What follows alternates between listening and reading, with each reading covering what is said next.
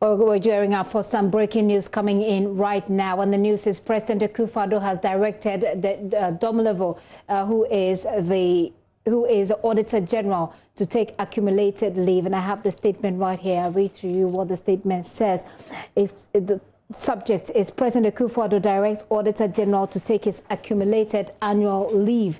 And it goes on to say that the President of the Republic of Ghana, Nana Dankwa Akufo-Addo, has directed Mr. Daniel Domelevo, the Auditor General, to take his accumulated annual leave of 123 working days, according to records available to the presidency, with effect from Wednesday, 1st of July 2020. That's 2 days from now.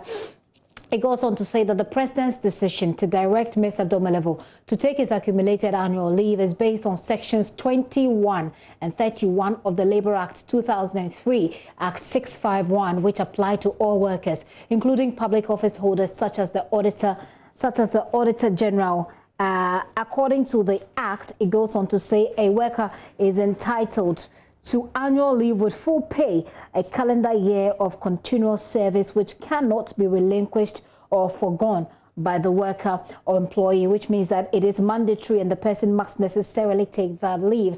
It goes on to say in the third paragraph that since his appointment as Auditor General on the 30th of December 2016, Mr. Domelevo has taken only 9 working days off his accumulated annual leave of 132 working days.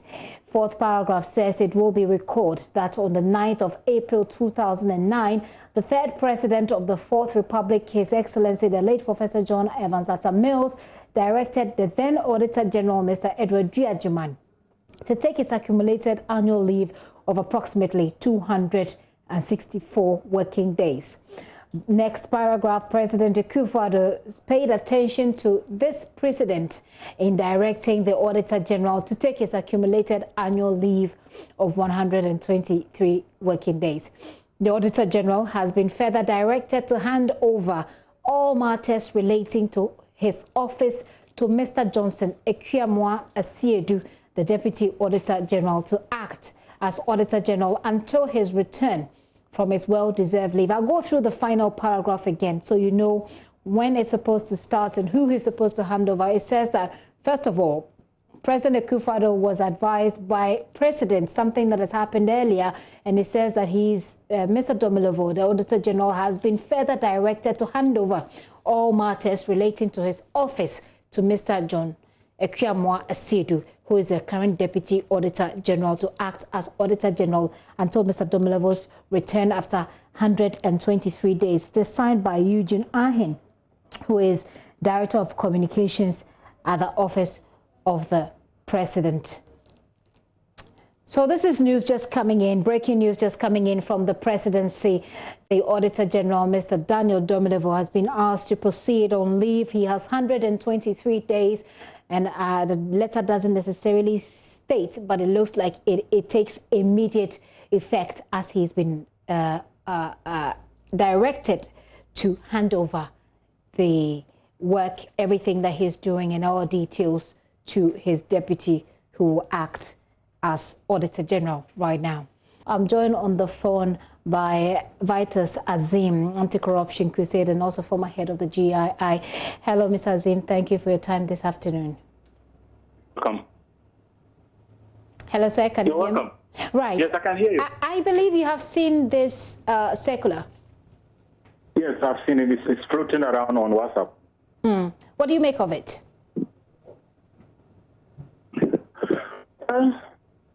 The letter quotes several sections of the laws that require that you should public officers should go on leave. But I'm just wondering whether it is the duty of the mandate of the president to do that, because the law says that nobody shall interfere in the work of or have control or interfere in the work of the Auditor General.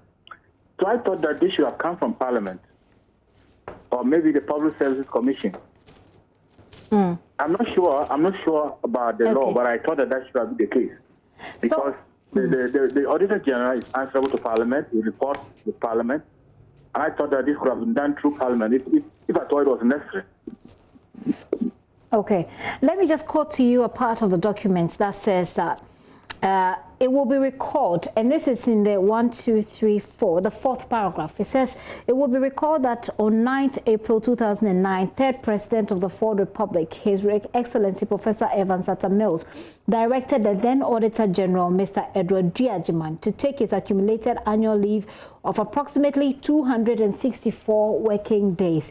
It goes on to say that President Akufo-Addo paid attention to this precedent in directing the Auditor General to take its accumulated leave of 123 days. Precedent works, doesn't it? Well, I have always said that I don't think they're the best. If, for example, President Evans Atta Mills did it, and if it was not right, doesn't mean that it should continue. So I don't find it necessary for them to have made that comparison. Yes, it happened in the past. Some people definitely complain about it, because we always tend to see it as a way of pushing out the person who is doing good work. But yes, they too should have taken their leave. Granted, they too should have taken their leave on an hour, and not to wait for it to accumulate like this. And it's a general problem with public servants, in top public servants. When they're supposed to take their leave, they don't take it for whatever reason. That is not right. Either you take it or you forfeit it. Or if your organization is in a position to pay you cash for it, yes. But for you to allow it to accumulate for so long, I think that's not proper. But then on the other side too, I don't think that the president should be the one, the executive should be the one directing the Auditor General to go on retirement. I mean, to go on leave. And in particular this year, it's interesting because the 123 days is going to cover the large portion of the period before the general election. And so we are likely to read political implications into the directive. And I think that is good for the country. It's not good for the president himself and his party. When you are using your power in a way that seeks to protect you or support you, it is like what our definition of corruption, abuse of public power or private gain.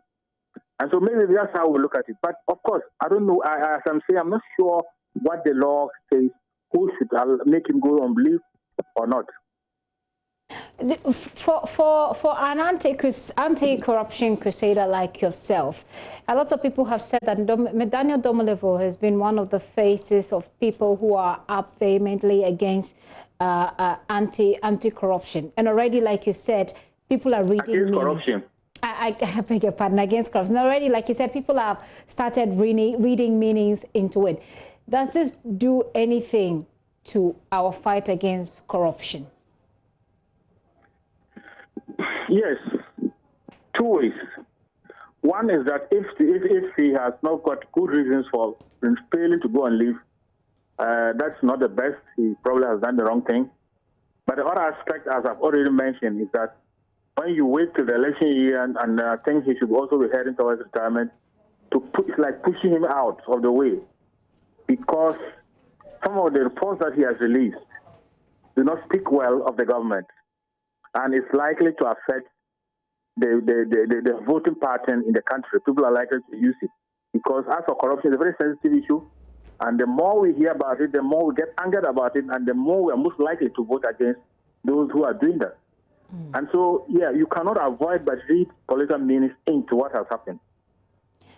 On the back of that, we've spoken to Mr. Domelevo himself in the wake of this release. He says that this has not been communicated to him. In your practice as a crusader, as a anti-corruption crusader, does this come across as normal? It is not normal. The letter is written to that person. How come that the letter that is written to Mr. Domelevo is circulating in social media and maybe other platforms when he has not served that letter? That's not proper. And you see, again, that adds to the readings that people give to this action. What is the point? To embarrass him or what? Why don't you serve in the letter and then it's put in the public domain? If it was a press release, it's okay, but it's not a press release. I think it is a letter that has been written to him. Why hasn't he not got it? You refer to it as people reading meanings into it, but doesn't it hold water? If you look at the work that Mr. Domelevo has done, what we have seen in the media, you know, he's seen to be going fearlessly after people, sitting government officials. Does do the perceptions that you talk about not hold any water at all in terms of the fight against corruption, that this is happening to him because he stood up against persons in government when it comes to corruption, the fight? Yeah, definitely. No, you see, no corrupt person would want to be exposed. And so when you have a strong Auditor General that is exposing a lot of corruption deals, and especially as they have complained about the way sometimes the reports are released into the public domain, definitely they will be looking for a way of getting him out. So yeah, it holds water, and it's not the first time he has been taken to court and was found guilty of contempt of court. So definitely, the meaning, the feelings people have definitely holds water. Hold water, sorry. If you were in his position, Mr. Azim, what would you typically do? Well, if it is true that he has accumulated this leave, I think and if it is also true that the president has power to direct him to go and leave, then I think he has no choice than to proceed on his leave. And he's supposed to hand over to his deputy, who will be acting in his stead. Certainly, if the person is the deputy, he's learned on the job. I mean, they've been working together, so that shouldn't be such a big deal, should it? Well, Mr. Domelevo was working with a team. And so whatever good things he did would also be credited to the team. And so if he's an internal person, a deputy auditor general, we hope that he would follow the steps of his boss and also work the same way that Mr. Domelevo has led the office to work. Okay. So we just have to wait and see. We cannot tell now. If they had brought in somebody from outside, we could immediately say, well, maybe it's a party man that they are bringing in. But it's a temporary position. He's proceeding on leave and he's supposed to come back. I don't know the effect of that on when he's supposed to go on retirement. So, well, I think that things should go normally. We shouldn't expect any wonders. It looks like there's a lot to be expected in the coming days. By the way, the Deputy Auditor General who is supposed to be taking over is Johnson Ekwamwa Asiedu. Mr. Azim, I thank you very much for your time this afternoon. I appreciate it. Vitus Azim is anti-corruption crusader. He is the former head of the Ghana Integrity Initiative here in Ghana.